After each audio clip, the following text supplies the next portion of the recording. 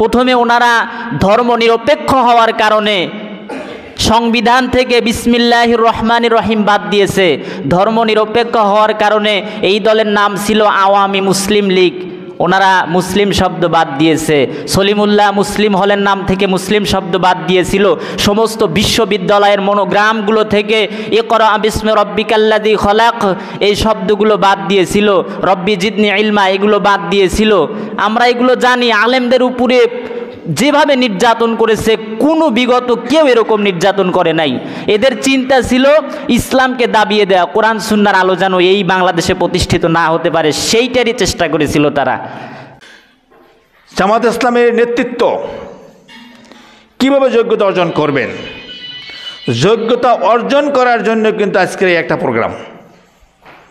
সে সৎ হবে, সে নির্ভীক হবে, সে আমানতদার হবে, সে দুর্নীতিমুক্ত একটি মানুষ তৈরি হবে। কোরআনের ছাঁচে নিজেকে তৈরি করতে হবে, রসুলের আদর্শে নিজে আদর্শবান হতে হবে।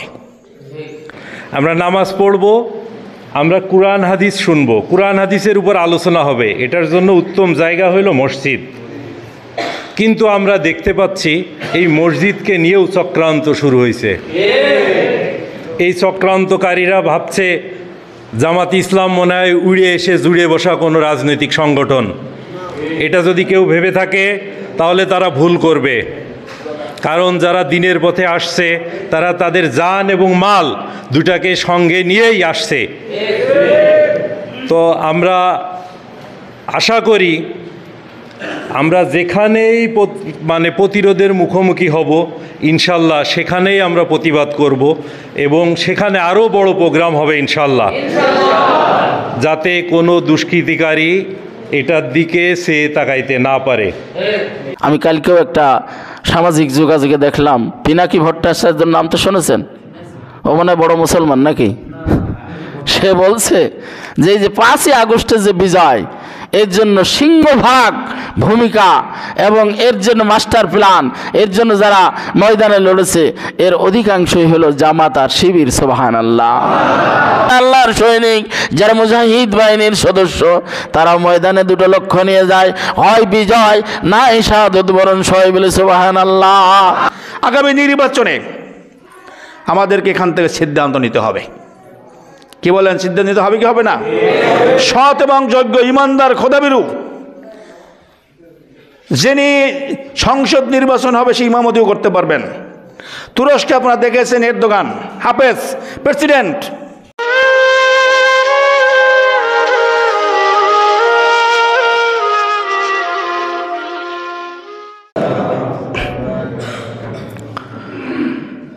أعوذ بالله من الشيطان الرجيم. بسم الله الرحمن الرحيم. إن الذين كفروا لن تغني عنهم أموالهم ولا أولادهم من الله شيئا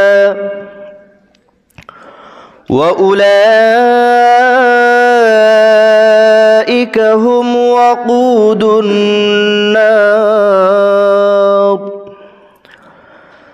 كدأب آل فرعون والذين من قبلهم كذبوا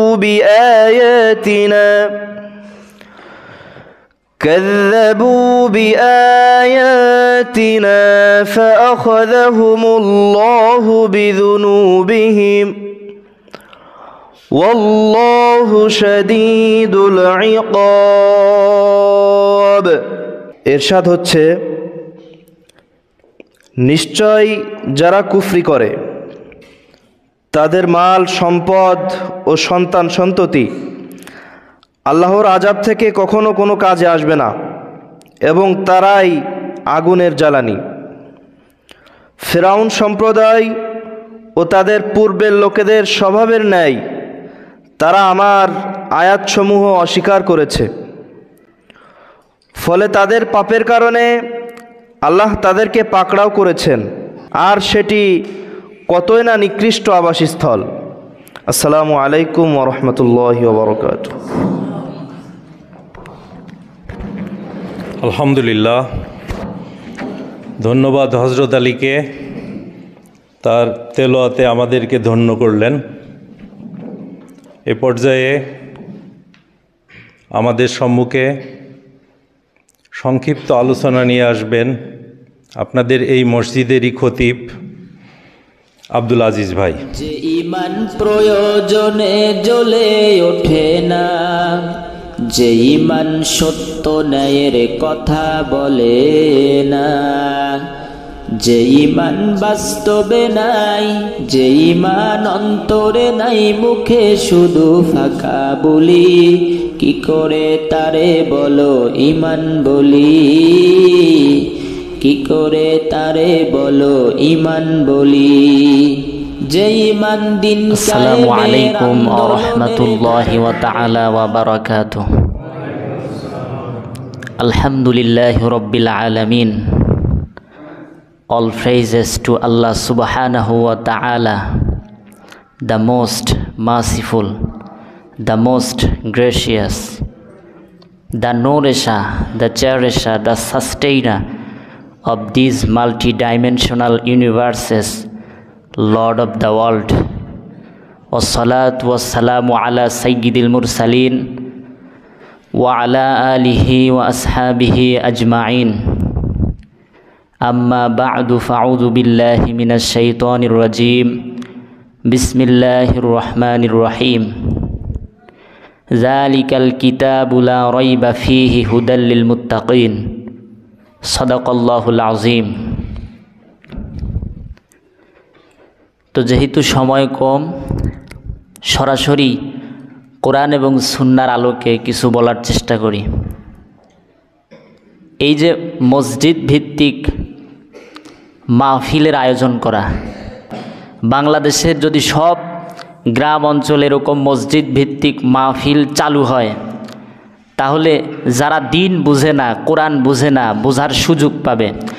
আপনি মাঠে ময়দানে লক্ষ লক্ষ টাকা খরচ করে 1000 মাহফিল করবেন, আর মসজিদ ভিত্তিক একটা মাহফিল হবে, ওগুলোর চেয়ে এইটার দাম অনেক বেশি আমার মনে হয়। কারণ ওখানে লৌকিকতা থাকে, টাকার লেনদেন থাকে, বক্তারও ইমান ঠিক থাকে না, শ্রোতারও কথা কাজে লাগে না, এই কান দিয়ে শুনে ওই কান দিয়ে বের করে দেয়। এই জন্য মসজিদ ভিত্তিক মাহফিল চালু করলে সেখানে টাকারও অত লেনদেন নাই, খরচ নাই, বিনা খরচে মানুষ দিন শিখতে পারবে। মক্তব যদি চালু হয়, প্রতিটা মসজিদে মক্তব চালু রাখা দরকার। এটার মাধ্যমে ওইরকম হাজার হাজার মাহফিলের চেয়ে যদি সব জায়গায় এরকম মক্তব চালু হয়, সকালে কোরআন শেখার সুযোগ পাবে, দিনই শিক্ষা পাবে, ছেলেমেয়েরা কোরআন শিখতে পারবে। তো আমি ওই যে ওই পাশে যে মসজিদ আছে, আমি কিন্তু বলছিলাম অন্তত 10টা বিষয়ের আলোচনা করার কথা বলেছিলাম সম্ভবত, তার ভেতরে 2টি কথা বলছি। যে 1 নম্বরে হচ্ছে কোরআনুল কারিম শিক্ষা করা, যারা ছিলেন শুনেছেন, এবং এটার ফজিলত অনেক বেশি। আল্লাহর হাবিব সাল্লাল্লাহু আলাইহি ওয়াসাল্লাম বলেছেন, মান ক্বারা হারফাম মিন কিতাবিল্লাহ ফালাহু হাসানাতুন ওয়াল হাসানাতু বিআশরি আমসালিহা। হু ইভার, যে ব্যক্তি রিসাইট তেলাওয়াত করবে আর লেটা একটা মাত্র হরফ, কোন জায়গা থেকে? From the holy book Quran, পবিত্র কোরআন থেকে। আল্লাহ রসুল বলছেন, ফালাহু হাসানাতুন, he will be credit with a good deed, তার জন্য একটা নেকি আছে। ওয়াল হাসানাতু বিআশরি আমসালিহা, আ গুড ডিড গেটস, আর এই একটা নেকিকে বৃদ্ধি করে দেয়া হবে কত গুণ? আর 10 ফল রিওয়ার্ড, 10 গুণ পর্যন্ত। আমরা বলি আলিফ লাম মিম, মনে করি মনে হয় একটা সব হয়েছে, না, এতটুকু বলার ফলে আল্লাহ রাব্বুল আলামিন আমল নামায় 30টি সওয়াব দান করবেন। বলেন সুবহানাল্লাহ। এবং এই সব হাসিল করার জন্য অবশ্যই সহি এবং শুদ্ধভাবে তেলাওয়াত করতে হবে। নবীজি বলেছেন, মাল্লাম ইয়াতাগান্না বিল কোরআন ফালাইসা মিন্না, whoever doesn't recite the holy book Quran in a pleasant tone is not of us। যে ব্যক্তি সুললিত কণ্ঠে কোরআন পড়ে না সে আমাদের দলভুক্ত নয়। এবং এই কোরআনের কিছু অংশও যদি আপনার ভেতরে না থাকে কতটা মারাত্মক পরিস্থিতি হবে। নবীজি বলছেন, ইন্নাল্লাযী লাইসা ফি জাওফিহি শাইউম মিনাল কোরআনি কাল বাইতিল খরিব, whoever doesn't memorize any part from the holy book Quran। আল্লাহ রসুল বলছেন, যেই দেহের ভেতরে কোরআনের কিছু অংশও নাই, দ্য রুইন্ড হাউস, তার দেহটা হচ্ছে উজার গৃহের মতো, বিরান বাড়ির মতো। উজার বাড়িতে, বিরান বাড়িতে কি থাকে? ভাগ থাকে, ভাল্লুক থাকে, উল্লুক থাকে। যে দেহে কোরআন নাই সে দেহে এগুলোই থাকে। এই জন্যই আমরা দেখি গোটা বিশ্বে অসংখ্য ইউনিভার্সিটি আছে, কিন্তু কোরআন না শেখানোর কারণে এই ইউনিভার্সিটিগুলোতে চোর, ডাকাত, লুচ্চা, হত্যাকারী, ধর্ষণকারী এগুলো বেরোয়। হজরত ওমর তো দূরের কথা, ওমরের একটা পাও উপহার দিতে পারে নাই, এত ইউনিভার্সিটি মিলে। কেন? কোরআন শেখানো হয় না, হাদিস শেখানো হয় না, এগুলো আরও বাদ দেওয়া হয়। আমরা দেখেছি গত যারা শাসন করেছে, শোষণ করেছে, 16টি বছর ধরে আলেমদেরকে মেরেছে, জেলখানায় পুরো অত্যাচার করেছে। এই মানুষগুলো কোরআনের আলোকে নিভিয়ে দেওয়ার জন্য কিভাবে চেষ্টা করেছে। এ পর্যায়ে আমাদের সম্মুখে কুরআন এবং হাদিসের উপরে আলোচনা নিয়ে আসছে অত্র এলাকার বাংলাদেশ জামাত ইসলামীর কাণ্ডারি। এই এলাকায় জামাত বলতে আমরা যে দুইজনকে চিনি, বাংলাদেশ জামাত ইসলামী শৈলকুপা থানা নায়েবে আমির অধ্যক্ষ আবু বকর স্যার।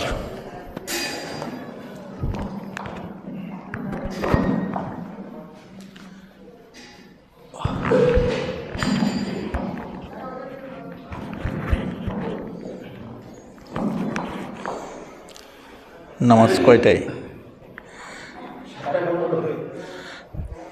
আমার সময় কতটুকু? না, তারপর একটা নির্ধারিত সময় থাকবে তো।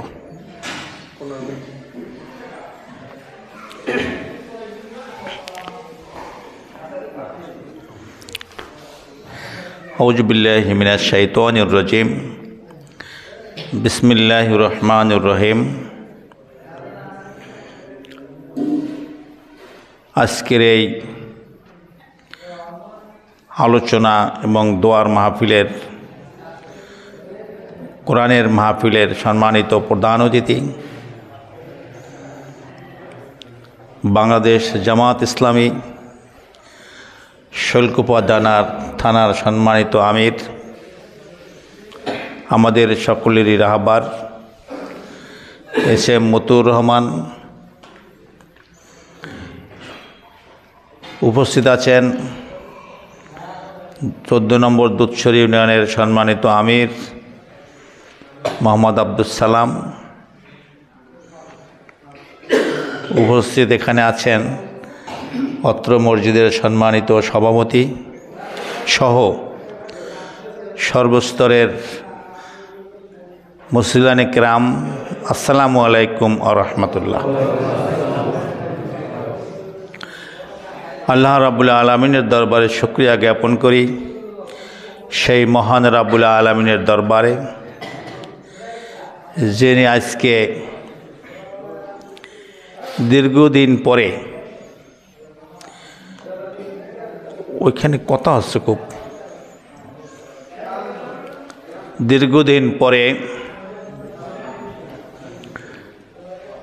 এই মসজিদে কোরআনে কারিমের আলোচনা করার জন্য এবং আমরা শোনার জন্য আসতে পেরেছি।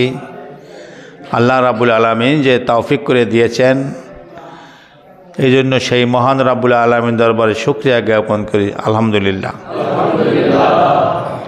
দুরুদ ও সালাম আমাদের প্রিয় নবী, সর্বকালে সর্বশ্রেষ্ঠ নেতা, সরদার আলম, দো জাহানের বাদশাহ হজরতে মুহাম্মদুর রাসূলুল্লাহ সাল্লাল্লাহু আলাইহি সাল্লামের উপরে, সম্মানিত উপস্থিতি,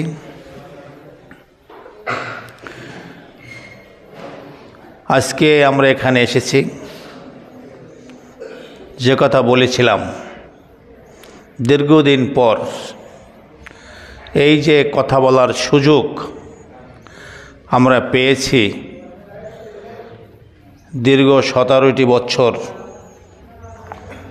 আমরা ওপেন প্রকাশ্যে কোনো কথা বলতে পারি নাই, আলোচনা করতে পারি নাই।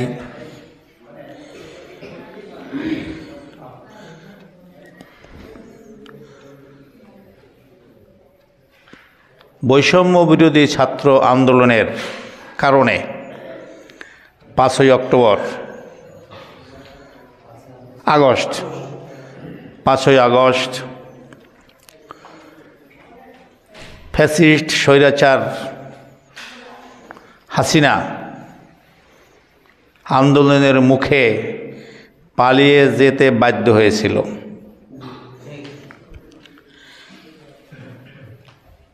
আজকে জারি পরিপ্রেক্ষিতে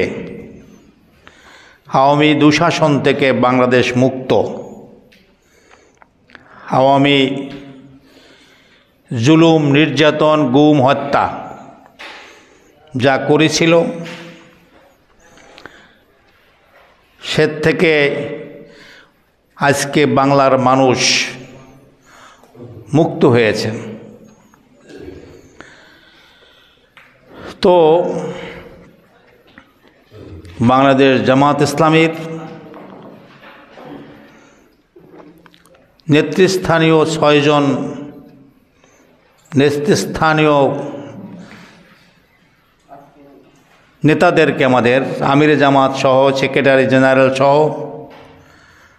সকলকেই মিথ্যা অপবাদ দিয়ে এই দেশে ইসলামকে নির্মূল করার জন্য, এই দেশ থেকে দিনকে নির্মূল করার জন্য কোনো অপরাধ ছিল না তাদের, সবগুলো সাজানো নাটক, যাতে করে এই দেশের মানুষের কাছে কোরআনের কথা বলতে না পারে, ইসলামের কথা না বলতে পারে, দিনের কথা না বলতে পারে, সেই অজুহাত দাঁড় করিয়ে একে একে তাদেরকে ফাঁসির কাষ্ঠে ঝুলিয়ে হত্যা করেছিল, শাহাদাত বরণ করেছিল। এই 17টি বছর বিএনপি এবং জামাত উভয় জুলুমবাজের শিকার, নির্যাতিত। বিএনপিও যারা যেমন তারা ময়দানে থাকতে পারে নাই, ওপেন কথা বলতে পারে নাই, বাংলাদেশ জামাত ইসলামীও ওপেনে কথা বলতে পারে নাই।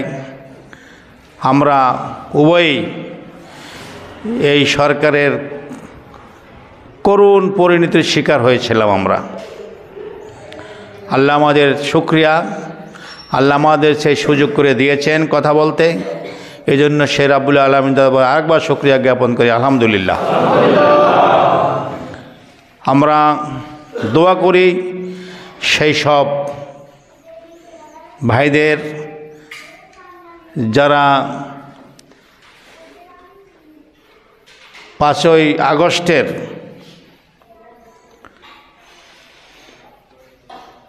এই স্বাধীনতার অংশগ্রহণ করে যারা মৃত্যুবরণ করেছে, যারা পঙ্গু হয়েছে, যারা এখনও হাসপাতালে কাতরাচ্ছে, আমরা যারা মৃত্যুবরণ করেছেন তাদের রুহের মাগফিরাত কামনা করি। সাথে সাথে যারা পঙ্গুত্ব আছে, যারা হাসপাতালে এখনও আছে, তাদের আশু রোগ মুক্ত কামনা করছি। সবাই বলি আমিন। সম্মানিত উপস্থিতি, বাংলাদেশ জামাত ইসলামী, এই ঘড়িটার টাইমটা ঠিক আছে? আজান কয়টায়? আচ্ছা, ঠিক আছে। আমাদের মেহমান, প্রধান মেহমান, আজকে আমরা তারই কথা শুনব। তো বাংলাদেশ জামাত ইসলামী কি চাই, আপনাদেরকে আজকে এখানে কেন ডাকা হয়েছে? বাংলাদেশ জামাত ইসলামী এই দেশ থেকে শোষণ মুক্ত একটি সমাজ চাই। সুদ এবং ঘুষ মুক্ত একটি দেশ চাই। বাংলাদেশ জামাত ইসলামী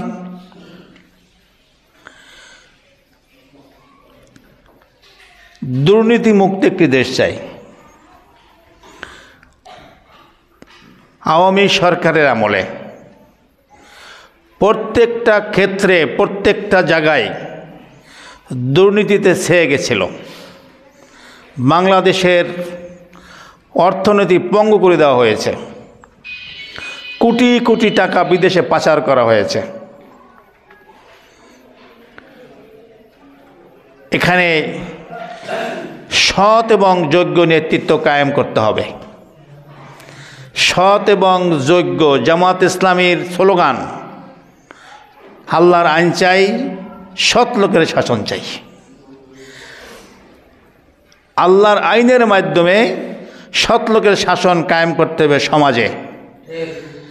সেখান থেকে একদম ঝাড়ুদার থেকে শুরু করে ওই প্রধানমন্ত্রী পর্যন্ত যদি সৎ লোক না হয় তাহলে দেশে শান্তি আসা সম্ভব নয়। কিভাবে হবে? সৎ লোক, সে আজ খুব সৎ মানুষ কিন্তু যোগ্যতা নাই, কোনো কাজ হবে না। সৎ খুব একদম ইমানদার, পরহেজগার, মোত্তাকিন, তাসবিহ তাহলিল জিকির আজকার মুরাকাবা মুশাহাদা নিয়ে বসে আছে কিন্তু যোগ্যতা নাই, তার দ্বারা এই দেশ পরিচালনা করা সম্ভব নয়। আবার যোগ্যতা আছে কিন্তু সৎ না, যা আমরা দেখতে পাচ্ছি যোগ্যতার সাথে সবগুলি লুটপাট করে দেশ থেকে পাচার করে দেওয়া হয়েছে। যোগ্যতা না থাকলে এগুলো লুটপাট করতে পারতো না। তো সেহেতু জামাত ইসলামী বাংলাদেশ জামাত ইসলামীর মিশন আল্লাহর আইন চাই, সৎ লোকের শাসন চাই। এখানে একজন যোগ্য নাগরিক তৈরি করার জন্য জামাত ইসলামের মিশন। কিভাবে যোগ্যতা হবে? জামাত ইসলামের নেতৃত্ব কিভাবে যোগ্যতা অর্জন করবেন? যোগ্যতা অর্জন করার জন্য কিন্তু আজকের এই একটা প্রোগ্রাম।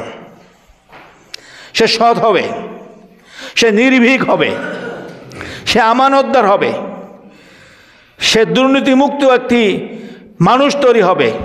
কোরআনের ছাঁচে নিজেকে তৈরি করতে হবে, রসুলের আদর্শে নিজে আদর্শবান হতে হবে। রসুলের আদর্শ কি ছিল? রসুলের আদর্শ ছিল, আপনারা কোরআন হাদিসে আমরা অনেক শুনেছি,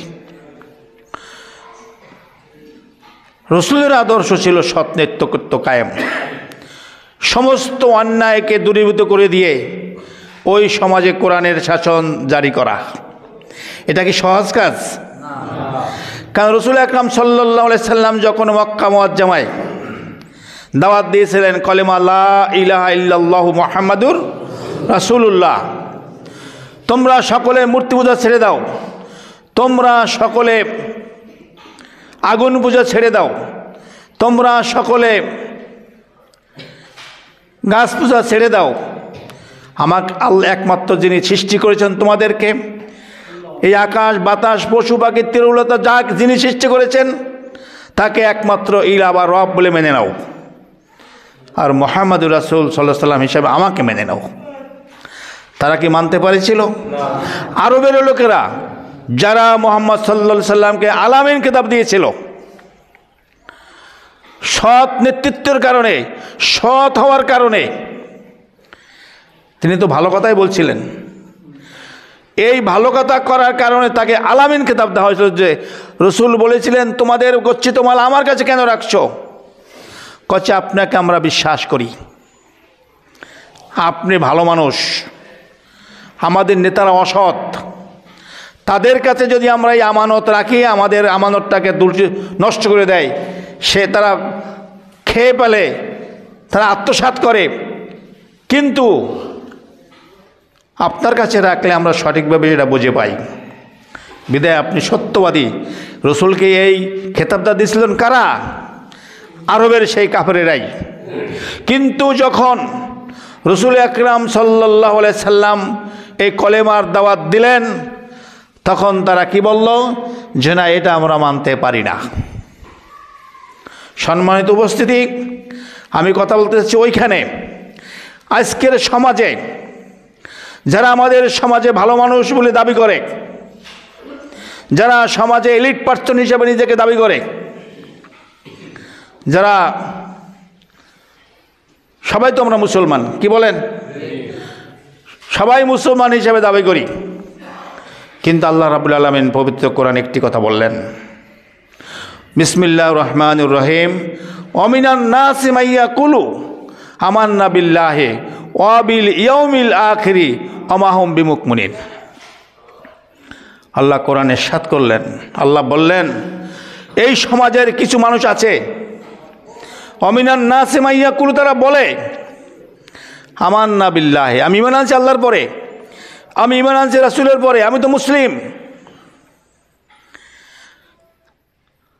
ওয়া মা হুম বিমুমিনিন। আল্লাহ বললেন তারা ঈমানদার, তারা মুনাফিক, তারা মুসলিম না। ওয়া মা হুম বিমুমিনিন, তারা আসলে মুমিন না। তাহলে কেন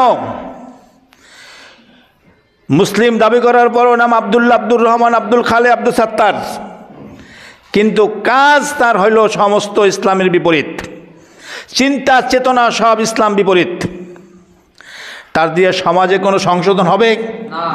আল্লাহ রাসূল তাদের বিরুদ্ধে কিন্তু জিহাদ ঘোষণা করেছিলেন। এই জন্য যে সমাজে অনেকেই মুসলিম বলে দাবি করেন, বাংলাদেশ জামাত ইসলামী সমাজে কাজ করতে গেলে এই সব কিছু দুষ্কৃতকারী, এই সব কিছু লম্পট বদমাইশদের বিরুদ্ধে তারা কিন্তু আমাদের বাধা সৃষ্টি করবে। কি বলেন, ঠিক না ভাই? ঠিক। তাদের তাদের তাদের ঐতিহ্য, তাদের কলাকৌশল, তাদের চিন্তা চেতনা এই দেশকে লুটপাট করে খাওয়ার একটা পরিকল্পনা। তারা কিন্তু দুর্নীতিবাজ। বাংলাদেশ জামাত ইসলামী চাচ্ছে দুর্নীতিমুক্ত সমাজ গঠন করতে, দুর্নীতিমুক্ত মানুষকে দেশ থেকে ধূলিসাৎ করে দিয়ে এখানে কোরআনের রাজ কায়েম করতে। বাংলাদেশ জামাত ইসলামী চাচ্ছে কোরআনের ছাঁচে এই দেশ পরিচালিত হবে আগামীতে। আগেই বলেছি যে যদি সৎ এবং যোগ্য লোক তৈরি করতে হবে, সৎ এবং যোগ্য লোক তৈরি করতে হলে কিন্তু আমাদের বসে থাকলে হবে না। যারা এদেশকে যোগ্য লোক তৈরি করতে চায় না, সৎ আছে, তারা যোগ্যতা আছে কিন্তু সৎ না, আগামী নির্বাচনে আমাদেরকে এখান থেকে সিদ্ধান্ত নিতে হবে। কি বলেন, সিদ্ধান্ত নিতে হবে কি হবে না? সৎ এবং যোগ্য, ইমানদার, খোদাভীরু, যিনি সংসদ নির্বাচন হবে সেই ইমামতিও করতে পারবেন।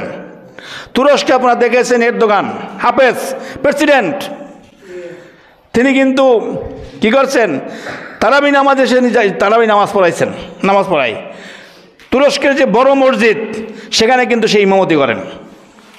আজকে এই রকম লোক আমাদের দরকার। যে চেয়ারম্যান হবে সেও একজন পরেশগার ইমানদার হতে হবে, যে মেম্বার হবে সেও কিন্তু খোদাভীরু ইমানদার হতে হবে। কি বলেন, আমাদের এই উপজেলায় যে সংসদ নির্বাচনে যিনি প্রার্থী হবেন সেও কিন্তু ইমানদার এবং খোদাভীরু হতে হবে। সেক্ষেত্রে আমি কথা শেষ করছি, আগামী নির্বাচনে, প্রত্যেকটা নির্বাচনে যাতে করে যোগ্য এবং সৎ একজন ব্যক্তিত্বকে আমরা সামনে পাই, সে ব্যাপারে এবং এই দেশ থেকে দুর্নীতিমুক্ত সমাজ গঠন করতে পারি। আজকে আমরা দেখেন এই যে বিজিবি কার্ড নাকি কটা বিসিবি কার্ড, বিসিবি, সেই কার্ড নিয়ে কি তুলকালাম কাণ্ড চলতেছে। মানে যা পাচ্ছে তারা অর্ধেক নিজেরা বেচা খাই ফেলতেছে, আর কিছু মাত্র মানুষকে দিয়ে বিদায় করছে। এইসব দুষ্কৃতকারী, এইসব লম্পটদেরকে আমাদের সমাজ থেকে উৎখাত করতে হবে। আর এই উৎখাত করতে হলে আগামী নির্বাচনে প্রতিনিধি নির্বাচন করতে হবে সৎ এবং যোগ্য। আল্লাহ আমাদের সকলকে সেই যোগ্য এবং সৎ লোক তৈরি করার আহ্বান জানিয়ে আমি আমার সংক্ষিপ্ত কথা এখানে শেষ করছি। আমা তৌফিক ইল্লা বিল্লাহ। আসসালামু আলাইকুম ওয়া রাহমাতুল্লাহ। আলহামদুলিল্লাহ, ধন্যবাদ স্যারকে তার মূল্যবান বক্তব্য পেশ করার জন্য। আমরা বলিষ্ঠ কণ্ঠে তার থেকে কিছু নির্দেশনা পেলাম। আশা করি আমরা তার এই নির্দেশনাগুলো মেনে চলার চেষ্টা করব ইনশাআল্লাহ। আল্লাহর দ্বীনকে আল্লাহর জমিনে প্রতিষ্ঠা করার জন্য যুগে যুগে অনেক নবী রাসূল এসেছে। তারা কি কেউ এমনি এমনি চলে গেছে? তারা কি করছে? তারা দিন কায়েম করার জন্য বিভিন্নভাবে চেষ্টা করছে, অনেক সংঘাত ঘাত প্রতিঘাত পেরিয়ে তারা দুনিয়া থেকে বিদায় নিছে। তো আমাদেরকেও সেই চেষ্টা করতে হবে ইনশাল্লাহ। এই যে আমরা বসে আছি কোথায় এখন? মসজিদে। মসজিদ কিসের জায়গা? নামাজের জায়গা। এ পর্যায়ে আমাদের সম্মুখে আমাদের প্রধান অতিথির বক্তব্য। আমাদের প্রধান অতিথি অত্র এলাকার অর্থাৎ শৈলকুপা থানার বাংলাদেশ জামাত ইসলামের কাণ্ডারি, 15.5 বছর নির্যাতনের পরেও চুপিসারে যে এই জামাতি ইসলামকে এখনও টিকিয়ে রেখেছে বললে ভুল হবে। আসলে সংগঠনটি আরও অনেক শক্ত হয়েছে। এই আওয়ামী শাসনের আগ পর্যন্ত আমার জানা মতে বাংলাদেশে রোকন ছিল 5,000। আলহামদুলিল্লাহ এখন সেই রোকন সংখ্যা 1 লক্ষাধিক। এবং এই যে 5ই আগস্টের পরবর্তী যে দিনগুলা আলহামদুলিল্লাহ ঝড়ের গতিতে এগিয়ে চলছে। দিন কায়েমের প্রচেষ্টায় আমাদের সবার অবদান থাকবে ইনশাল্লাহ। যার যার জায়গা থেকে আমরা চেষ্টা করব। জীবন তো একটাই, কেউ বেঁচে থাকবো না, কেউ বাঁচার জন্য আসিও নাই। অতএব আমি ওই ভাইয়ের শেষ কথাই বলি যে আমরা মৃত্যুকে ভয় পাবো না, কোনো অন্যায়কে প্রতিবাদ করা শিখবো ইনশাল্লাহ। এ পর্যায়ে আমি স্যারকে তার বক্তব্য রাখার জন্য অনুরোধ করছি।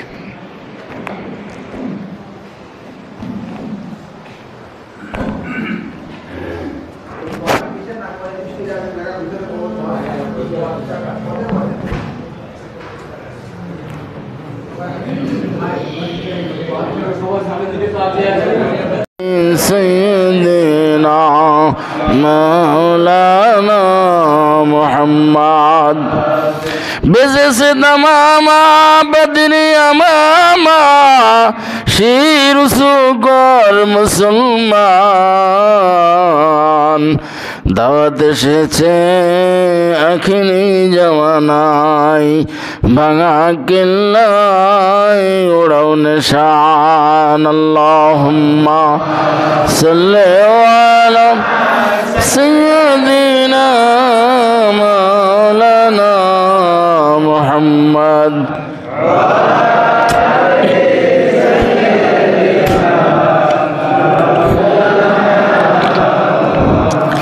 तौहीद के अमानत सीनों में है हमारा, मुमकिन नहीं मिटाना नामो निशा हमारा। कलमा ला इलाहा इल्लल्लाह, ला इलाहा इल्लल्लाह, ला इलाहा इल्लल्लाह, ला इलाहा इल्लल्लाह मुहम्मदुर रसूलुल्लाह। अल्लाहुम्मा सल्ली अला सय्यिदिना मौलाना मुहम्मद व अला आलि सय्यिदिना मौलाना मुहम्मद। আলহামদুলিল্লাহ। 18 কোটি মানুষের হৃদয়ের স্পন্দন শহীদি কাফেলা, দিন প্রতিষ্ঠার একমাত্র কাফেলা বাংলাদেশ জামাত ইসলামী শৈলকুপা উপজেলার ঐতিহ্যবাহী ইউনিয়ন দুধসর ইউনিয়নের এই বড় কুলচরা গ্রাম বা এই মসজিদ কর্তৃপক্ষ কর্তৃক আয়োজিত আজকের এই দাওয়াতি সভা, সাধারণ সভা বা কর্মী সমাবেশের সম্মানিত সভাপতি সদরে জলসা ইউনিয়নের সংগ্রামী আমির, আপনাদের সবার সুপরিচিত ইউনিয়নের কৃতি সন্তান আমার শ্রদ্ধাভাজন ভাই আব্দুস সালাম, উপস্থিত আমাদের এই আজকের এই আয়োজনের মধ্যমণি বিশেষ আকর্ষণ আপনাদের এলাকার সর্ববৃহৎ দ্বীনি প্রতিষ্ঠান ABCD ফাজিল মাদ্রাসা, এই মাদ্রাসার সম্মানিত অধ্যক্ষ আলহাজ হজরত মৌলানা অধ্যক্ষ ফিরোজ আবু বকর ফিরোজ আলম, উপস্থিত হজরত উলামায়ে কেরাম, আমার সামনে বসা দিনদার ইমানদার মুরব্বী সমবয়স্ক কচিকাছা সবার প্রতি আমার আন্তরিক সালাম। আসসালামু আলাইকুম ওয়া রাহমাতুল্লাহি ওয়া বারাকাতুহু। আপনারা সবাই কেমন আছেন? আলহামদুলিল্লাহ। সেই মহান আল্লাহর দরবারে আমরা প্রাণ খুলে শুকরিয়া আদায় করি যে মহান আল্লাহ সুবহানাহু ওয়া তাআলা আমাদেরকে আজকের এই সময়টা সালাতুল মাগরিবের পর তারই ঘরে বসে কিছু দিনের কোরআন সুন্নাহর কিছু দিক নির্দেশনামূলক আলোচনা শোনার জন্য আমাদেরকে তৌফিক দান করেছেন। এটা আলোচনার আয়োজন করার সুযোগ তৌফিক দিয়েছেন। সেই মহান আল্লাহর দরবারে শুকরিয়া। সবাই জোরে সোরে বলে আলহামদুলিল্লাহ। দরুদ ও সালাম, আরেকটিবার দরুদ ও সালাম পেশ করি সর্বকালের সর্বযুগের সেরা মানুষ, সমস্ত নবীদের সর্দার, সমস্ত সৃষ্টির সেরা ব্যক্তিত্ব, আখিরি নবী আব্দুল্লাহ নয়নমণি, মা আমিনার কলিজার ধন, আরবের মরুদুলাল জনাবে মোহাম্মদ রসুল্লাহ সাল্লাল্লাহু আলাইহি সাল্লাম। সংগ্রামী ভাইরা আমার, মাগরিব থেকে শুরু করে নিয়ে এই মসজিদের খতিব আমার ভাই ফিরোজ আলমের মুখ থেকে আমরা সংক্ষিপ্ত হলেও অনেক গুরুত্বপূর্ণ কথা শুনেছি। আমিও নামাজের আগে আগ পর্যন্ত, সালাতুল ইশার আগ পর্যন্ত যতটুকুন আল্লাহ তৌফিক দেন কোরআন এবং সুন্নাহ থেকে আপনাদের শোনানোর চেষ্টা করব। শুনবেন তো? আল্লাহ আমাদের যতটুকুন বলার তৌফিক দিবেন তার চেয়ে কি বেশি বলতে পারবো? আপনারা তার চেয়ে বেশি শুনতে পারবেন? সে সুযোগ আমাদের নাই। আল্লাহর তৌফিক ছাড়া আমাদের কারোর কিচ্ছু করার নেই। এই যে এখানে আসলাম, অনেক কথা শুনলাম, এত শোনা মানে আমাদের জানা জিনিস। সারা বাংলাদেশে এরকম হচ্ছে। ইসলামী আন্দোলনের জন্য একেবারে গালিচা পাড়া, একেবারে কুসুমাস্তীর্ণ, একেবারে সুন্দর একটা রাস্তা আপনি পেয়ে যাবেন ইসলামী আন্দোলনের জন্য। দুনিয়ায় তা আসেনি কোনোদিন। ইসলাম বাধার মুখেই পড়েছে, সেই বাধাকে অতিক্রান্ত করে বাধার বিন্দাচল ভেঙে দিয়ে সেখানে ইসলামের বীজ বপন করা হয়েছে। বলুন ঠিক কিনা? এই কাজ করতে গিয়েই তো অনেক নবীকে হত্যা করা হয়েছে। আমাদের মুসলিম মিল্লাতের পিতাকে, মুসলিম জাতির পিতাকে ইব্রাহিম খলিলুল্লাহ, তাকে কি ছেড়ে দেওয়া হয়েছিল? তাকে তো শেষ পর্যন্ত আগুনের কুণ্ডলীর ভিতরে ফেলে দেওয়া হলো। আমাদের রাসূল সৃষ্টির সেরা, সমস্ত নবীদের সর্দার, কিয়ামতের মাঠের হিরো, তাকে কি এই দিন প্রচার করতে গিয়ে তাকে কি আর আলামিন আর সাদিক বলেছিল? তারা যারা 40 বছর পর্যন্ত আলামিন বলে ডাকতো, তারা কি আলামিন বলেছিল? আর তারাই বলেছে মিথ্যাবাদী, তারাই বলেছে ধর্মান্ধ, তারাই বলেছে যে বাপদাদা ধর্মের মুখে চুনকালি দিয়ে একটা কুলাঙ্গার। নাউজুবিল্লাহ। যত ধরনের অশ্রাব্য ভাষা আছে, যত ধরনের খারাপ ভাষা আছে, তা তারা প্রয়োগ করেছিল আজ থেকে 1000 বছর আগে আমার আপনার প্রিয় নবী, প্রিয় রাহবার, প্রিয় কান্ডারি আখিরি নবীর শানে। কোনোটাই তারা বাদ দেয়নি। শেষ পর্যন্ত তাকে হত্যা করার ষড়যন্ত্র করল। আল্লাহ তাকে মুক্ত করে মদিনায় পাঠিয়ে দিলেন। মদিনায় যে তিনি ইসলামের রাজ প্রতিষ্ঠা করলেন। এমনিতে হয়ে গেল বহু ঘাত প্রতিঘাত, বহু যুদ্ধ, বহু প্রাণহানি, বহু রক্তক্ষয়, তারপরে ইসলাম বিজয় লাভ করলো। তারপরে আবার সে মক্কা বিজয় হয়ে গেল। সবাই বলে সুবহানাল্লাহ। বাংলাদেশেও তো সেই ইসলামের বীজ বপন করার জন্য আমাদের 2 জন আমিরে জামাত। প্রথম বাংলাদেশের আমিরে জামাত অধ্যাপক গোলাম আজম, 2 নম্বর আমিরে জামাত শহীদ মাওলানা মতিউর রহমান নিজামী সহ সেক্রেটারি জেনারেল আলী হাসান মোহাম্মদ মুজাহিদ, আব্দুল কাদের মোল্লা, কামরুজ্জামান, মীর কাশেম আলী। আমাদের এই 5 জন ইসলামী আন্দোলনের অকুতোভয় সৈনিক, বীর সিপাহ সারা, তাদেরকে দুনিয়ার থেকে বিদায় করা হলো মিথ্যা অপবাদ দিয়ে। একেবারে 100% মিথ্যা অপবাদ।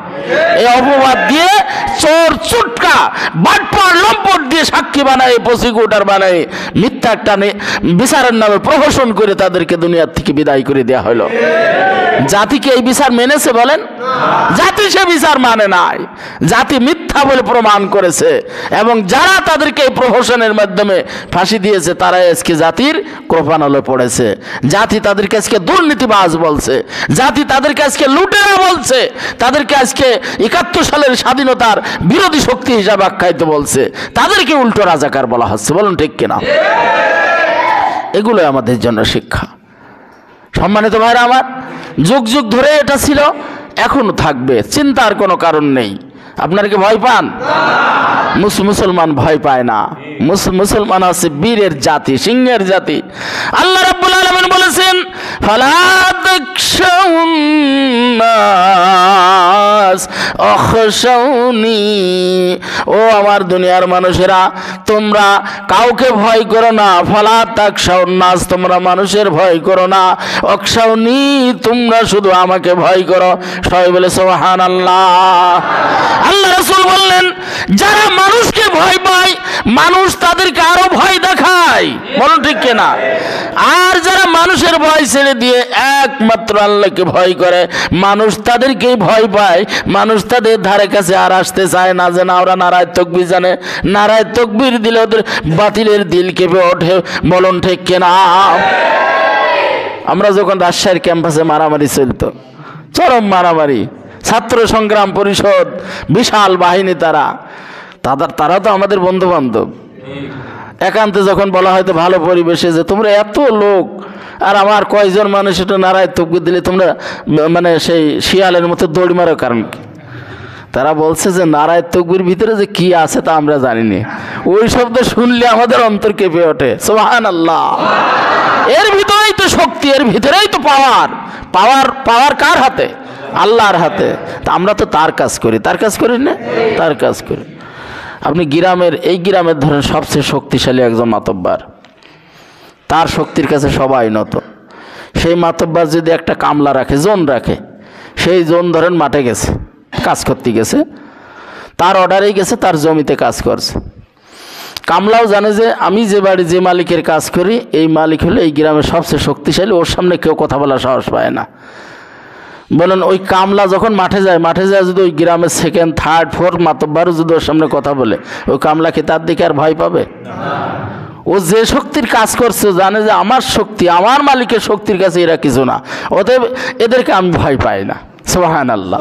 তা আমরা তো সেই সার্বভৌম ক্ষমতার মালিকের কর্মচারী, আমরা তো তার কাজ করছি, কারণ তিনিই তো পাঠানোর আগেই বলেছিলেন ইন্নী জাইলুন ফিল আরদি খলিফা, আমি তোমাদের প্রতিনিধি করে পৃথিবীতে পাঠালাম।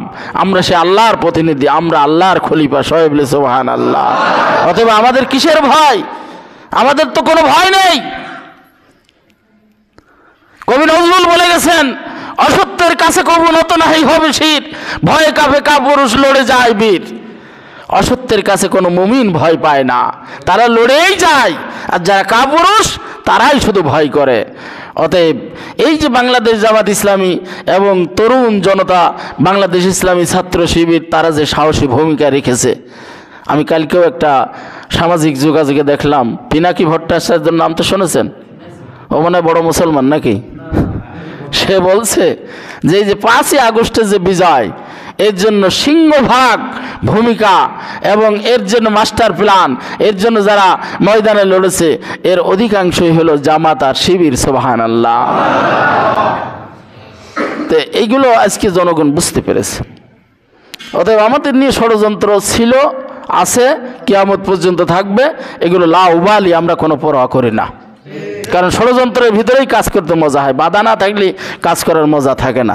পেটে যদি ক্ষুধা না থাকে তাহলে আপনার সামনে যত ভালো খাবারই আসুক কোনো খাবারের ইচ্ছা হবে বলেন?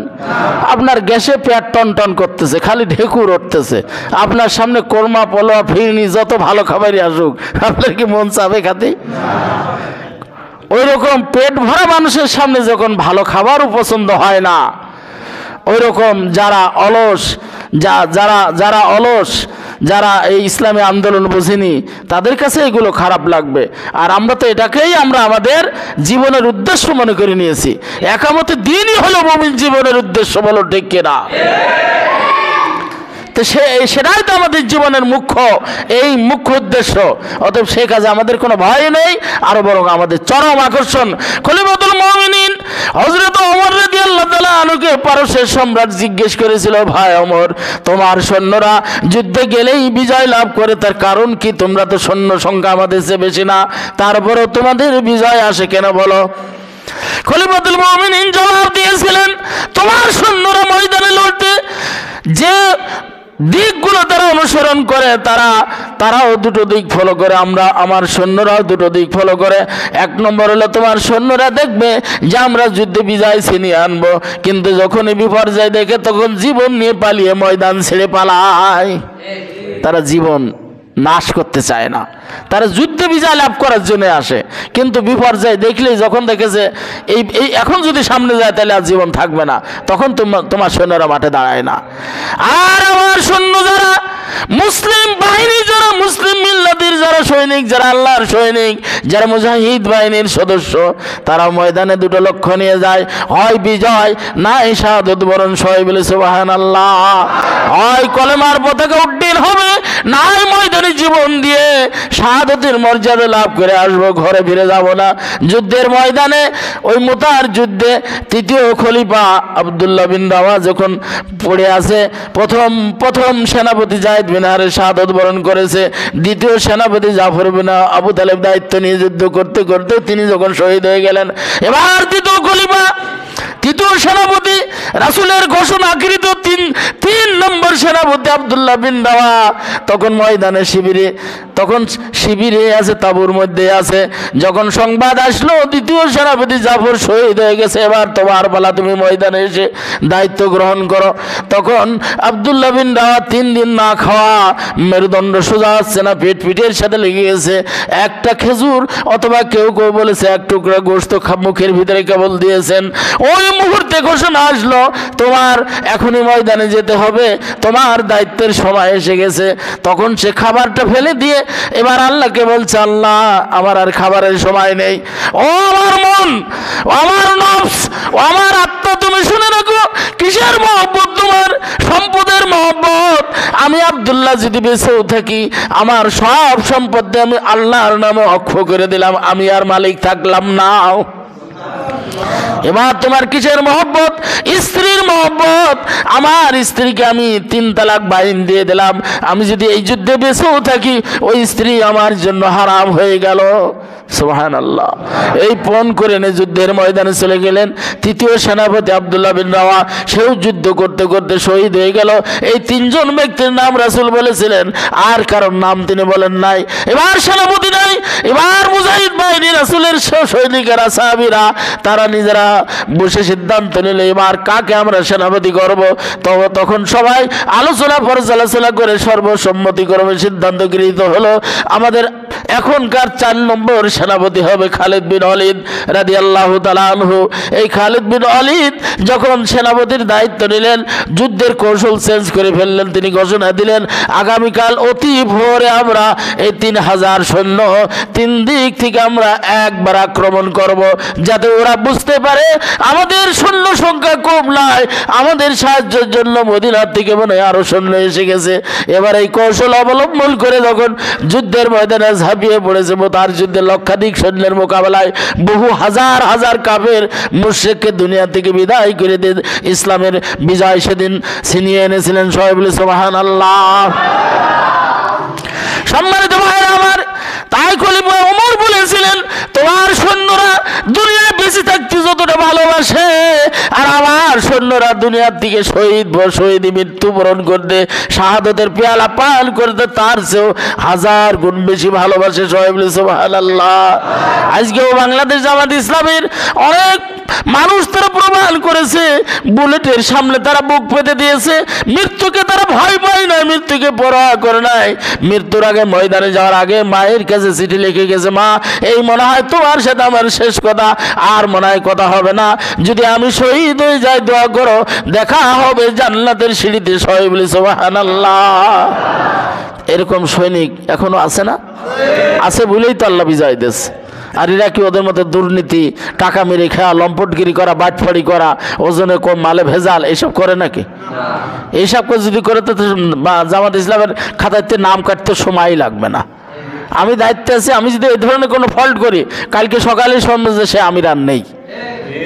আর আমার সাথে এই যে এত মহব্বত আপনাদের, এই শৈলকুপা থানার হাজার হাজার কর্মী বাহিনীর মহব্বত আমি লাভ করি, ভালোবাসা পাই, যদি আমার এমারত চলে যায় কেউ আমার পাশেই আসবে না, কেউ আসবে না।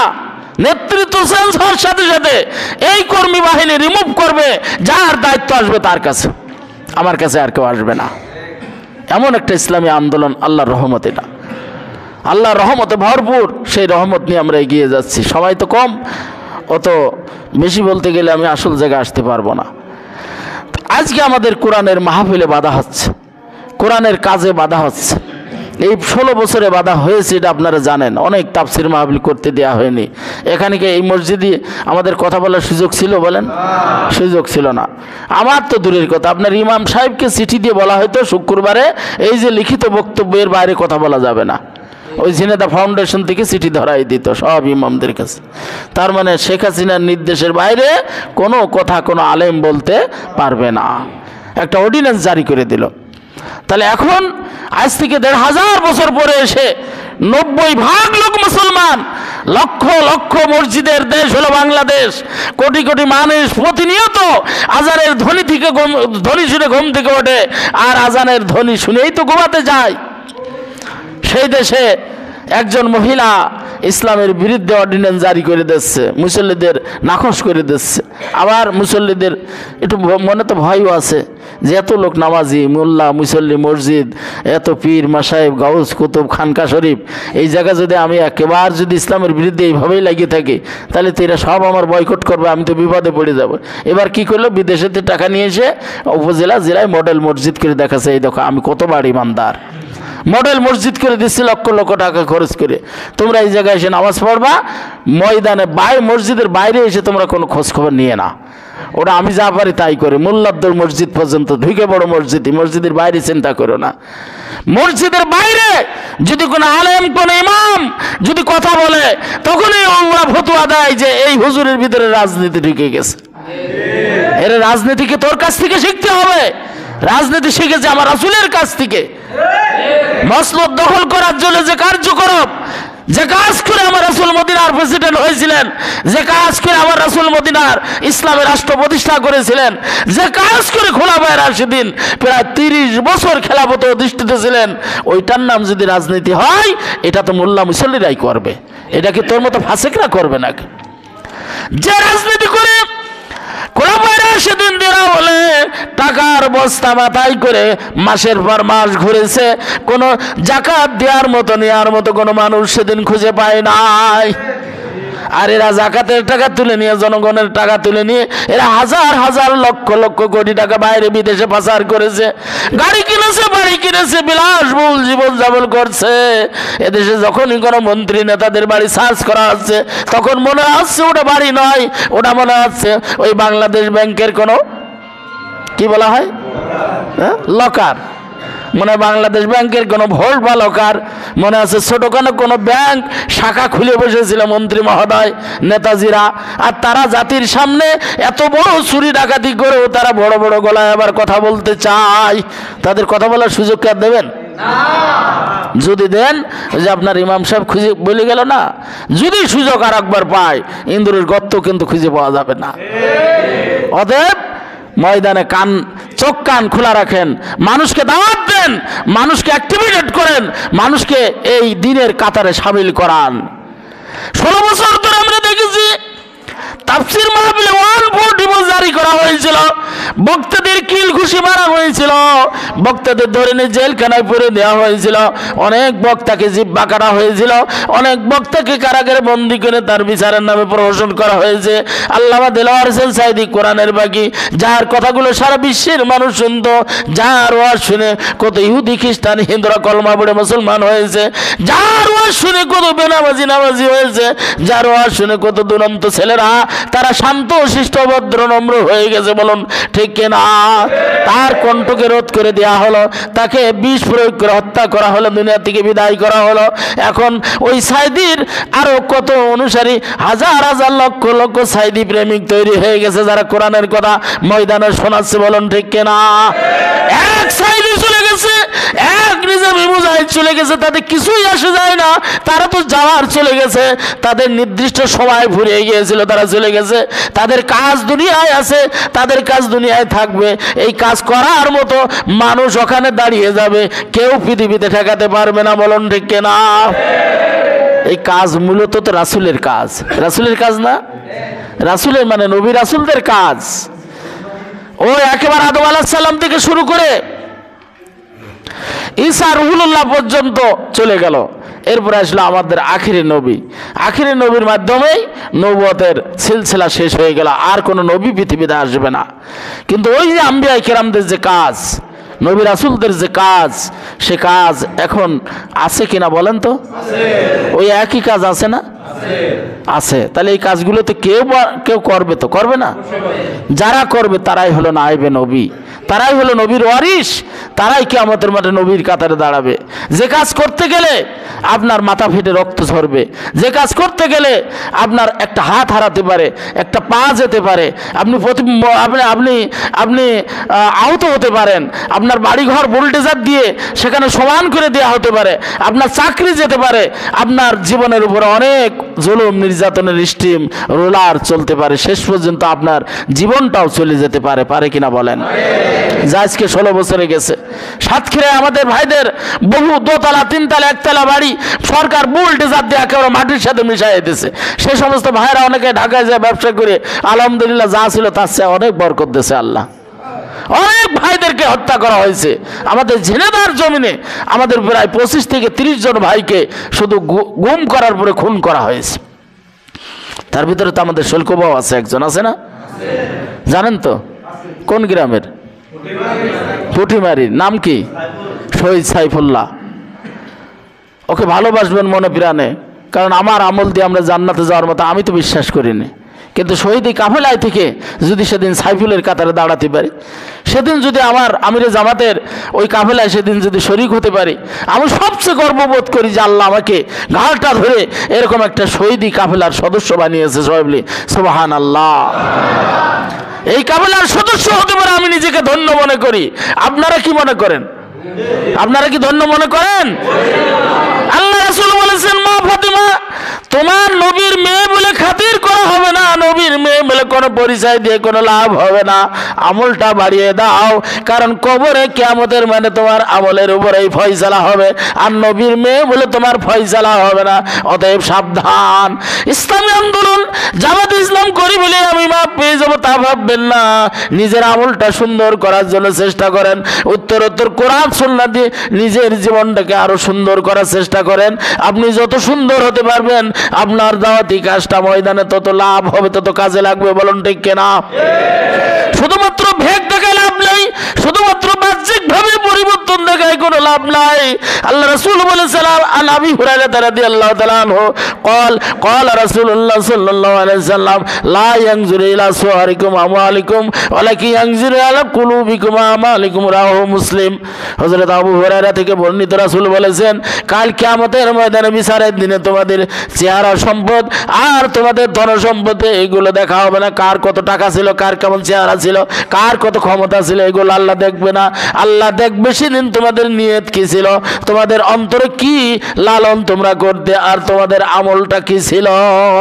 আমাদের অন্তর, আমাদের নিয়ত, আর নিয়ত অনুযায়ী আমাদের আমল, এর উপরে আমার আপনার জীবনের ফয়সালা সেদিন হবে, তার বাইরে কোনো ফয়সালা সেদিন হবে না। অতএব সাবধান। অতএব আজকে যেমন ইসলামের আলোচনা ঠেকাতে যাচ্ছে, মসজিদে প্রোগ্রাম সহ্য করতে পারছে না। আমাদের বন্ধু আন্দোলন 5 বছর আমরা জোটেছিলাম, খুব বন্ধুত্ব ছিল। এখন তারা আওয়ামী লীগের মতো আমাদের প্রোগ্রামগুলো ঠেকানোর জন্য তারা হুমকি হামকা দিচ্ছে, এজেন্ডা দিচ্ছে না। শোনেন আল্লাহ কি বলছে, এটা ওদের কাজ না, এই কাজটা আগেও ছিল। অতএব এই কাজে যা করে তারা কোন কাতারে আছে ফতোয়া কিন্তু দেবেন না, ফতোয়া দেবেন না, কিন্তু শুনে যান, তাহলে নিজে সান্ত্বনা আসবে। আল্লাহ বলছেন, وقال الذين كفروا لا تسمعوا لهذا القرآن والغوا فيه لعلكم تغلبون। আল্লাহ রাসূল কাবা শরীফের পাশে বসে আছেন। ইন দি মেন টাইম তাদের বড় নেতা, আমি বিস্তারিত বলার সময় নেই, তাদের মধ্যে সবচেয়ে বয়স্ক বুদ্ধিমান চৌকস নেতা উতবা বিন রবিয়া এসে বলল, মোহাম্মদ তুমি আমাদের সন্তান, তুমি আমাদের ভাতিজা, তুমি আমাদের সবচেয়ে গর্বের সন্তান, কিন্তু তোমাকে নিয়ে আজ 40 বছর পরে এসে আমরা বিবাদে পড়ে গেলাম। বলছে কেন? বলছে তুমি যে কথা বলছো বলছো। এই কথা বলার কারণে আমাদের বাপদাদার ধর্ম নষ্ট হয়ে যাচ্ছে, আমরা মানুষের কাছে মুখ দেখাতে পারছি না, আমাদের বিভেদ সৃষ্টি হয়ে যাচ্ছে। অতএব তুমি কি চাও? তুমি যদি আমাদের মধ্যে সবচেয়ে বড় নেতা হতে চাও, আমরা এখনই ঘোষণা দেব মোহাম্মদ আমাদের বিগ লিডার, মোহাম্মদ আমাদের সবচেয়ে বড় নেতা। তুমি যদি সবচেয়ে ধনী হতে চাও, আমরা সবাই মিলে ধনের স্তূপ, মালের স্তূপ তোমার ভাইয়ের কাছে জমা করব। তুমি যদি রোগাগ্রস্ত হও, বলো তোমার চিকিৎসার ব্যবস্থা নেব। তোমার ঘাড়ে যদি কোনো জিন সওয়ার করে আমরা কবিরাজ নিয়ে এসে তোমার সে জিন তাড়াই দেব। তুমি যদি সুন্দর রূপসী মহিলা চাও, তার ব্যবস্থা আমরা তোমার জন্য করে দেব। তবে শর্ত হলো তুমি যে নতুন কথা বলছো ওই কথাগুলো আর বলতে পারবে না। এবার উদ্ভাবন নবীর বক্তব্য শেষ। আল্লাহ রাসূল বলছেন, ইয়া আবুল ওয়ালিদ, হে আবুল ওয়ালিদ, তোমার কথা কি শেষ? বলছে, হ্যাঁ আমার কথা শেষ, তুমি জবাব দাও। আল্লাহ রাসূল বলছেন, তুমি যা দিতে চাইলে সবগুলো তোমরা দিতে পারবে, আমি তা জানি, কিন্তু যা দেওয়ার ক্ষমতা তোমাদের নাই। ওই আকাশের সূর্য যদি আমার ডান হাতে এনে দাও আর চন্দ্র যদি আমার বাম হাতে ধরিয়ে দাও, তবু আমি যে মিশন, আমি যে দায়িত্ব নিয়ে পৃথিবীতে এসেছি, এর থেকে এক জাররা পরিমাণ, বিন্দু পরিমাণ আমাকে সরাতে পারবে না। সবাই বলে সুবহানাল্লাহ। এই কথা বলার পরে এই সূরা পাঠ করে শোনাতে লাগলেন। সূরা হামিম সেজদা তেলাওয়াত শুরু করে দেন। উতবা বিন রবিআ বিন রব সাইলেন্স, একেবারে চুপ মারে কথা শুনছেন, কোনো কথা নেই, নড়াচড়া নেই, পিছনে দুটো হাত মাটির সাথে বাঁধায় এইভাবে হেলান দিয়ে রাসূলের কোরআন তেলাওয়াত শুনছেন। এক পর্যায়ে সূরার মধ্যে যে তেলাওয়াতে সিজদা ছিল, আল্লাহ রাসূল সাথে সাথে সিজদা দিয়েছেন, সেও আল্লাহ রাসূলের সাথে ঝুলে ঝুলে সিজদা দিয়ে ফেলেছে। আবার আরেক বর্ণনায় এসেছে না, সিজদা দেয়নি, তবে একটু মাটি তুলে নিয়ে সম্মানের সাথে কপালে ডলে নেছে। দেখেন আল্লাহর ক্ষমতা কি, বড় শয়তান অথচ কোরআন শুনে মুগ্ধ হয়ে গেছে, মন্ত্রমুগ্ধের মতো কোরআন শুনছিল। শেষ পর্যন্ত উঠে চলে গেল। আবু জেহেলের দরবারে যখন গেল, বলল, নেতাজি কে হলো? বলল, শোনো, আমি যা বুঝলাম, আমি যা শুনলাম, আমার কথা তোমরা শোনো, তোমরা মোহাম্মদকে তার পথে ছেড়ে দাও। সে যা পাঠ করলো, সে আমাকে যা শোনালো, এইভাবেই যদি সে সামনের দিকে এগিয়ে যায়, এমন হবে কুরাইশ বংশের বাইরে যখন চলে যাবে, তখন যারা কুরাইশ তারাই তাকে হত্যা করে ফেলবে, ইহুদি খ্রিস্টানরা তাকে মেরে ফেলবে। অতএব বিনা যুদ্ধে আমাদের পথের কাটা দূর হয়ে যাবে, কোনো ঝামেলা আর থাকবে না। আর দুই নম্বর হলো, যদি তা না হয়, যদি মোহাম্মদী বিজয় হয়ে যায়, এটা তো আমাদের জন্য গর্ব যে আমাদের কুরাইশ বংশের একটা ছেলে বড় নেতা হয়ে গেছে, বিশ্বে সবচেয়ে সম্মানী ব্যক্তি হয়ে গেছে। এই কথা শোনার পর আবু জেহেল বলল, কি হলো নেতাজির? মতিভ্রম ঘটলো কেন? কি নিয়ে পাঠালাম আর কি নিয়ে আসলো, কি ঘটলো? এবার তদন্ত টিম পাঠালো, তদন্ত টিম ওখানে তদন্ত সাপেক্ষে এসে বলল, ওখানে এই কথা হয়েছে, ওই আসমান থেকে যা নাজিল হয় সেই বাণী তোমার লিডারকে শোনানো হয়েছে। এবার তারা সর্বসম্মতিক্রমে বসে সিদ্ধান্ত নিল, আমরা এতদিন যা করেছি ভুল করেছি, মোহাম্মদ আমাদের শত্রু না, আমাদের শত্রু হলো ওই আসমান থেকে নাজিল হওয়া কিতাব। সবাই বলে সুবহানাল্লাহ। আল্লাহ দিলওয়ার হোসেন সাইদি বলতেন, আমি দিলওয়ার হোসেন সাইদির আকর্ষণে মানুষ আসে না, মানুষ আমার মাহফিলে লক্ষ জনতা আসে একমাত্র কোরআনের আকর্ষণে। বলুন ঠিক কিনা? অতএব আমাদের শত্রু মোহাম্মদ না, আমাদের শত্রু হলো ওই আসমান থেকে নাজিলকৃত কোরআন। তাই তারা সেদিন সিদ্ধান্ত ক্রমে জানিয়ে দিল, আল্লাহ সেটা কোরআনে কোট করে দিলেন। ওয়াকালাল্লাযিনা কাফারু, সেদিন কাফেররা সিদ্ধান্ত নিয়ে ঘোষণা দিয়ে দিল, লা তাসমাউ লিহাযাল কোরআন, খবরদার তোমরা কোরআন শুনতে পারবে না।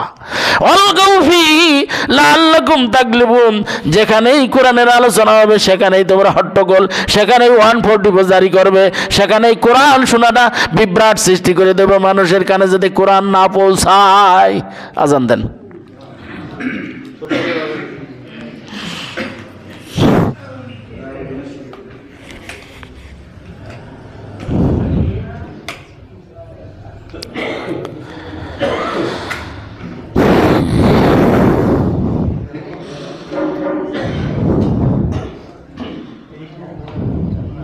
যাদের শুধু উজু নেই তারা বাইরে। আল্লাহু আকবার, আল্লাহু আকবার,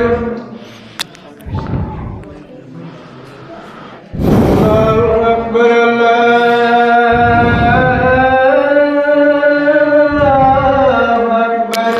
আল্লাহু আকবার, আল্লাহু আকবার।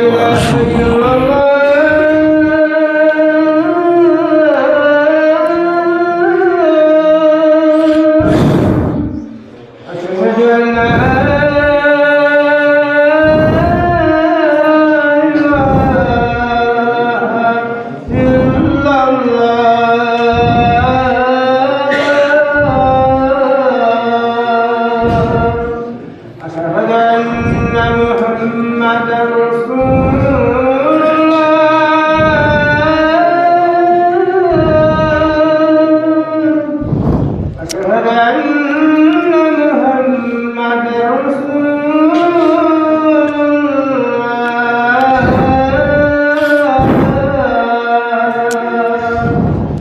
يا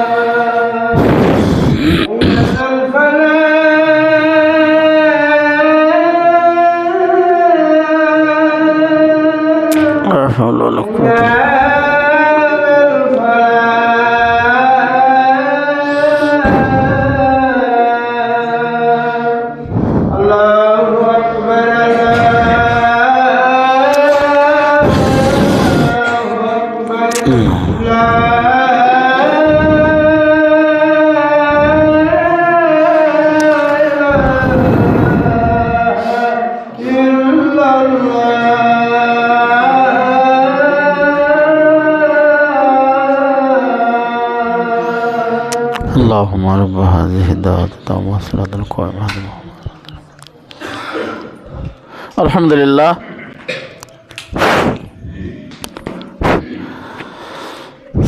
আজান শেষ হলে আমরা জামাতের আগেই অল্প একটু কথা বলে শেষ করে দেব ইনশাআল্লাহ। এরপরে আল্লাহ বলছেন যে যারা এই কোরআন ঠেকানোর সিদ্ধান্ত নিল এবং কোরআনের মাহফিলে হট্টগোল বাঁধানোর ঘোষণাও দিয়ে দিল, এরপরে আল্লাহ বলছে যারা এই কাজগুলো করবে তাদের পরিণতি কি? ফালানুযিকান্নাল্লাযীনা কাফারু আযাবান শাদীদা। তাহলে কোরআন ঠেকানোর কাজ যারা করে, কোরআনের আলোচনা যাদের ভালো লাগে না, তাদের জন্য তাদেরকে কি বলে আহ্বান করলেন আল্লাহ? কাফের বলে। আল্লাহ তো বললেন যে কাফের, অকাল আল্লাযীনা কাফারু। এইবার বলছেন ফালানুযিকান্নাল্লাযীনা কাফারু। এই কাজ যারা করে ওই কাফেরদের প্রতিদান আস্বাদন করানো হবে আযাবান শাদীদা, ভয়াবহ কঠিন শাস্তিতে তাদেরকে গ্রেফতার করা হবে। সবাই বলে নাউযুবিল্লাহ। ওয়ালানাযিয়ান্নাহুম আসওয়াল্লাযী কানু ইয়ামালুন। আর তাদের এই গর্হিত কাজের জন্য, এই জঘন্যতম কাজের প্রতিদান হিসাবে এটা তাদেরকে দেয়া হবে। ওলা নাজিয়ান্নাহুম, তাদের জন্য এই প্রতিদান আসওয়াল্লাযী কানু ইয়ামালুন, তারা যে কোরআন ঠেকানোর জন্য চেষ্টা করছেন, যে কোরআন আল্লাহর পক্ষ থেকে মানব জাতির জন্য পথ নির্দেশক, যে কোরআন মানব জাতির জন্য গাইড বুক, যে কোরআন মানব জাতির জন্য সংবিধান, যে কোরআন গোটা মানব জাতির জন্য স্রষ্টার পক্ষ থেকে এসেছে সংবিধান হিসাবে, সেই কোরআন যারা ভালোবাসে না, সেই কোরআন যারা সহ্য করতে পারে না, অতএব তাদের শান্তি উপহার কোনো অধিকার নেই। এই জন্য আল্লাহ বলছেন এরকম জঘন্যতম কাজের প্রতিদান হলো তাদের জন্য জাহান্নাম। সবাই বলে নাউযুবিল্লাহ। যালিকা আর এইরকম আল্লাহর শত্রু যারা কোরআন ঠেকানোর কাজ করবে, আল্লাহ বলছেন আদাইল্লাহ, তারা হলো আল্লাহর দুশমন, তারা হলো খোদাদ্রোহী, তারা মুমিনদের দুশমন, নবীদের দুশমন। আল্লাহ বলছেন তাদের প্রতিদান হলো নার, মানে জাহান্নাম। তাদের শাস্তি হবে সেদিন জাহান্নাম, কঠিন ভয়াবহ শাস্তি। দারুল খুলদ, সেখানে তারা চিরদিন থাকবে। জাযাআম বিমা কানু বিআয়াতিনা ইয়াজহাদুন, যারা আমার আয়াতকে, আমার নিদর্শনকে যারা অস্বীকার করেছিল, অগ্রাহ্য করেছিল, তাদের জন্য এই শাস্তির ব্যবস্থা করে রাখা হয়েছে। এইবার এই সমস্ত যারা কোরআন ঠেকানোর কাজ করে, এই নেতৃবৃন্দের কিন্তু একদল বাহিনী আছে না? তাদের অনুসারী আছে, তাদের কর্মী বাহিনী আছে। এই কর্মী বাহিনীকে পাঠিয়ে দেয়, যাও তো অমুক মাহফিল বন্ধ করে দাও। পুলিশকে পাঠিয়ে দিল, অমুক মাহফিলে 144 জারি করে দাও। কর্মীদের পাঠিয়ে দিল, যাও অমুক মসজিদে প্রোগ্রাম বন্ধ করে দাও। এরকম তাদের বাহিনী আছে, তাদের আনুগত্যশীল কর্মী বাহিনী আছে। এই কর্মী বাহিনী দুনিয়ায় যারা এই কাজগুলো নিয়ে তাদের আদেশে করে বেড়াবে, তারা বলছে ওয়াকালাল্লাযীনা কাফারু, এই কাফের আনুগত্যশীলরা সেদিন বলবে রব্বানা, ও আমাদের রব, আরিনাল্লাযীনা আদাল্লানা মিনাল জিন্নি ওয়াল ইনস, জিন আর মানুষের মধ্যে যারা আমাদেরকে এইভাবে যারা বিভ্রান্ত করেছিল তাদেরকে দেখায় দাও। বলবো আমার রব, ও আমার আল্লাহ, দুনিয়ায় আমাদের ওই যে আদেশকর্তা, আমাদের নির্দেশকর্তা, আমাদের নেতা নেত্রী যারা আমাদের দিয়ে এই গর্হিত কাজগুলো করিয়েছিল আল্লাহ তুমি তাদেরকে দেখায় দাও। নাজালহুমা তাহতা আকদামিনা, আমরা তাদের পায়ের তলে পিষ্ট করে দেব, পায়ের তলে মরাবো। লিয়াকুনা মিনাল আসফালিন, যাতে তারা অপদস্থ, লাঞ্ছিত, বঞ্চিত হয়। সবাই বলে নাউজুবিল্লাহ।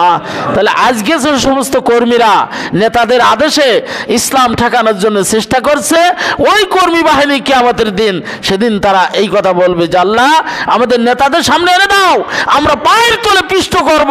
আর এটাই হবে তাদের সবচেয়ে বড় অপদস্থের শাস্তি। ইন্নাল্লাযীনা ক্বালু, এবার যারা মুমিন, যারা ইমানদার, তাদের কথা আল্লাহ বলছেন। ইন্নাল্লাযীনা ক্বালু, নিশ্চয় যারা বলে রব্বুনাল্লাহ, ও আমাদের রব, সুম্মাস্তাকামু, আল্লাহকে যারা রব বলে মেনে নিয়েছে। আমাদের রবকে এ কথা বিশ্বাস করেন তো? আমাদের রব যে আল্লাহ, এই স্বীকৃতি আমরা কোথায় দিয়েছিলাম তা জানেন? সমস্ত মানুষ কোন জায়গা, কোথায়? হ্যাঁ, এই বড় কুলসারা মসজিদে? এর আগে ওই যে ছোট কুলসারা, ওই জায়গা কোন জায়গা দিয়েছেন? আল্লাহ যে আমাদের রব, এই স্বীকৃতি কোথায় দিয়ে আসছেন? ওই রুহুর জগতে। সে কথা মনে আছে? মনে নেই।